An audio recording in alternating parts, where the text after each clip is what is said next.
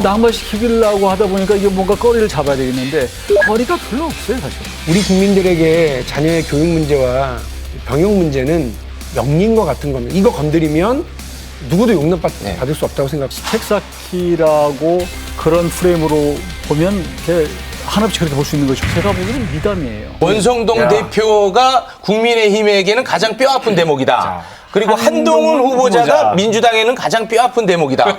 이유가 너무 궁금합니다. 재밌을 것 같네요. 한번 들어보겠습니다.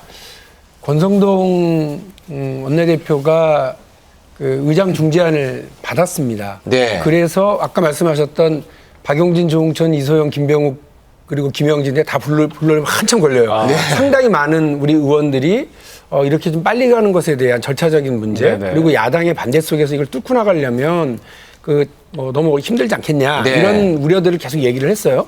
그런데 그런 우려를 한참 얘기하고 있는데 의장 중재안을 받았다는 거예요. 같은 시간에 우리가 요청을 하고 있었거든요. 우리가 지금 이 논의를 왜 하고 있지? 야당이 받았다는데. 오히려 놀라셨어요? 엄청 놀랐죠. 그래서 빨리 정리를 하고 이제 받아서 양측에서 합의를 하고 이제 간 겁니다.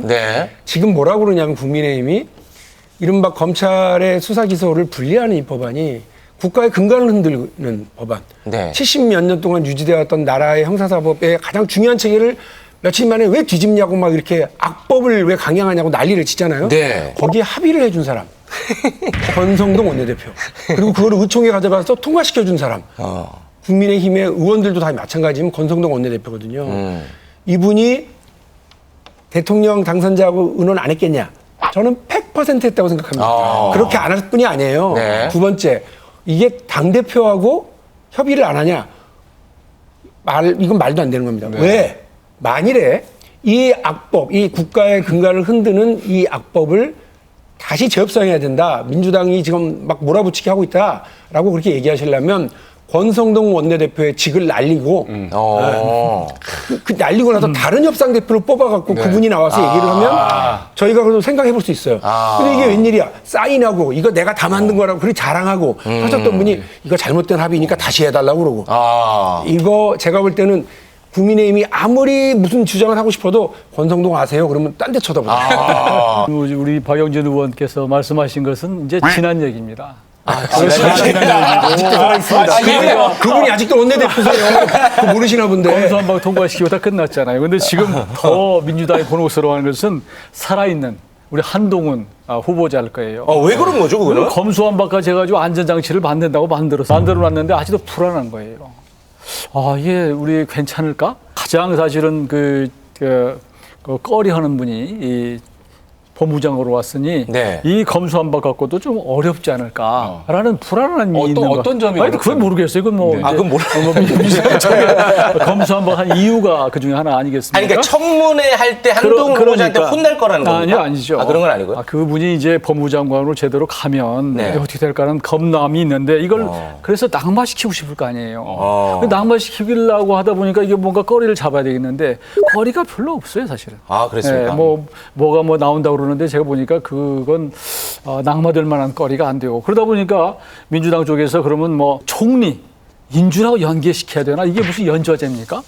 이런 것이 나온다면 국민들이 잘 이해를 못해요. 그래서 지금 아마 민주당의 20명입니까? 뭐 20명인데 뭐 상당히 불안한다는 그분들은 특히 한동훈 후보자가 법무장관 되는 거 굉장히 잠 못 잘 겁니다. 그래서 곤혹스러울 거다. 저희가 굳이 뭐 한동훈 후보자를 두려워하거나 걱정할 바는 없고요. 또 이제 우리 이영호 의원님께서는 별로 나오는 게 없다 이렇게 얘기를 하지만 이게 이른바 우리 국민들에게 가장 큰 뭐 논란거리였었던 조국 장관의 자녀들의 스펙 쌓기에 또 다른 전형이 또 여기서 발견되는 거 아니냐라고 하는 논란이 지금 시작됐고요. 우리 국민들에게 자녀의 교육 문제와 병역 문제는 영린과 같은 겁니다. 이거 건드리면 누구도 용납받을 수 없다고 생각합니다. 의원님, 말씀하셔서 죄송한데 요거 잠깐 정리만 하고 가겠습니다. 이 사건을 요거 시청자분들이 궁금해하실 수 있으니까 왜 박진진이 저 얘기하나? 한동훈 후보자 자녀의 엄마 찬스 의혹입니다. 한 후보자의 딸이 해외 언론과의 인터뷰에서 노트북 50대를 기증을 받아 기부한 사실을 공개를 했는데요. 그 노트북을 기증한 기업에 엄마 친구가 임원으로 있었다는 겁니다. 그래서 그런 친분으로 인해서 기부를 한 게 아니냐. 그리고 그 기부 이력으로 국외 대학 진학에 필요한 스펙을 쌓으려고 했던 거 아니냐라는 의혹입니다. 네, 그 기부를 이제 기획을 한 겁니다. 네. 예, 그러니까 저는 그 조금 예. 저도 좀 네. 얘기를 할게요. 기부를 기획한다고 하는 말씀 주세요는 동의하기 어려운 것이 아직은 이제 거기 고등학교 지금 2학년으로 제가 알고 있고 네네. 제가 가만히 들어보니까 이것은 스펙 쌓기라고 그런 프레임으로 보면 이렇게 한없이 그렇게 볼 수 있는 것이고 세상이 다 그런 거거든요. 사실은 명함이 있는 것이고 어떤 네. 시각으로 보느냐의 차이가 있는데 제가 보기에는 미담이에요. 미담이라고 생각이 드는 게 네. 그 보육원에다가 그러니까 어떤 회사가 갖고 있는 중고 컴퓨터 처분하려고 하는 컴퓨터를 네. 연결시켜 주는 거예요. 예, 맞습니다. 요즘에 네. 환경 측면에서도 그렇고 이런 것들이 굉장히 우리 사회에 필요한 부분인데 네. 이게 젊은 학생이 그런 아이디어에 착안해서 주변에 그런 것과 연결시키려고 하는 노력하는 거 이거 자체는 굉장히 평가할 일이고 그 과정에서 어머니가 예를 들면 아는 아버지가 아는 또 아버지 친구가 아는 이런 것들은 충분히 자기가 아는 인맥을 동원해서 네. 연결시키도록 노력한 것은 그 자체 나쁘게 볼 건 없다. 저는 그렇게 생각해요. 근데 거기까지는 이제 굉장한 선행이죠. 그런데 이제 언론 보도는 취지가 아까 말씀하신 것처럼 이거를 해외, 그러면, 외국의 대학에 들어가는데 스펙으로 활용하려고 했던 거 아니냐. 그러면 저는 그런 부분이 결과적인 얘기고 아직 일어나지 않는 일인데 일어나지는 않았습니다. 네. 벌써 일어나지 않는 것까지도 벌써 얘기를 해서 그럴 것이라고 하는 것은 네, 그건 네. 좀 지나친 너무 것이 과하다. 아닌가. 그러나 네. 이제 우리가 보고 있는 건 한겨레 신문이 이 사실을 이제 보도를 하고 뭐 취재에 들어간 뒤에 미국의 한인사회 그 교포신문에 있었던 기사가 이제 삭제가 되는 네. 그 미담을 우리 삭제를 해요. 아니 그 보니까 본인의 이 이게 인터뷰를? 요즘에 보면 그 어떤 기사가 나면 진영에 따라서 거기 가서 뭐 이제 계속 추적해가지고 그걸 막 퍼날라서 네. 굉장히 본인으로 하여금 견디기 어렵게 만드는 그런 게 있는 모양이에요. 근데 지금 거론된 사람은 고등학교 2학년 학생인데 네, 본인의 이게 다 신상이 떠도는 것이 너무 힘들다. 네, 네. 그런 차원에서 이제 언론사에서 아마 삭제를 한 것 같고 네.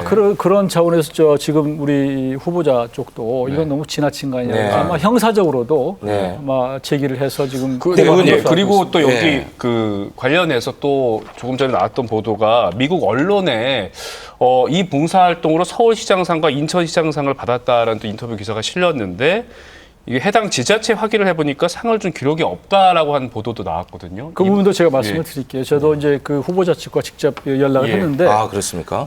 지금 서울시나 이런 쪽에서 얘기한 것이 사실이 아니라고 그래요. 그리고 확인이 안 되는 이유는 미성년자들에게 준 것들에 대해서는 확인이 안 되기 때문에 실제로 받은 기록이 있고 받은 기록이 있다. 나중에 청문회 때 예. 얘기하겠다는 거예요. 네, 청문회 때 그거 해명하겠다. 그래서 미리 언론에서 그러니까 그 누구한테 툭 전화해가지고 충분히 확인되지 않은 사실을 보도해서 네, 그게 네. 사실화되는 것이 굉장히 후보자로 하여금 어렵게 만들기 네. 때문에 좀 기다렸다가 네, 네. 최근 그걸 보고 좀 판단하면 네. 좋겠다 아니 근데 그런 생각입니다. 그거야말로 내로남불 잣대인데요.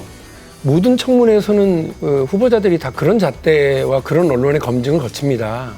왜 유독 한동훈 후보자와 한동훈 후보자의 자녀는 감싸줘야 되는 거죠? 그렇게 생각하면 안 근데 오늘 된다고 저는 보고요. 그 확인한 것을 기사를 보니까 전화해서 물어본 거예요. 전화해서. 네. 아니, 우리 그걸 기자님이 실제로- 전화해서 물어보죠. 팩스로 아니 공식으로 자료를 요청해서 네네. 믿을 언론사가- 만한 자료를 요청을 해서 예를 들어 서울시에 그런 정도를 이렇게 서면으로 요청을 해야지 그냥 툭 전화해가지고 이거 있습니까라고 물어보는 것은 아니 근데 적절치 않다는 거예요. 그거는 이제 그걸 우리 지켜보자고요. 청문위원들이 해야 될 일이라고 보고요. 네. 이제 언론은 그렇게 해서 검증을 하고 의혹들을 제기하고 할 수 있다고 생각합니다. 저는 기자는 물어봐야 기자고. 기자는 뭐 문제가 있으면 이제 달라들어서 물어 뜯어야 기자지. 그러니까 언론에서- 봐주고 넘어가면 안 된다고 아니 보고.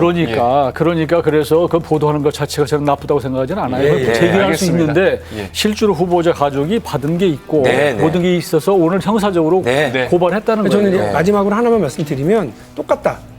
조국 후보자 때 제가 들이댔던 잣대와 한동훈에게 들이대는 잣대는 저는 똑같을 거예요. 네. 그리고 그때도 조국 장관에게 청문회 기회를 줘라. 그래도 그에게 해명할 기회를 주라고 그랬고 네. 이번에도 역시 마찬가지입니다.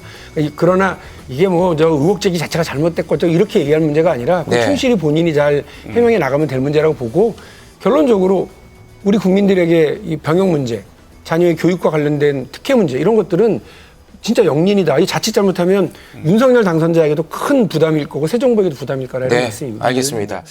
Stay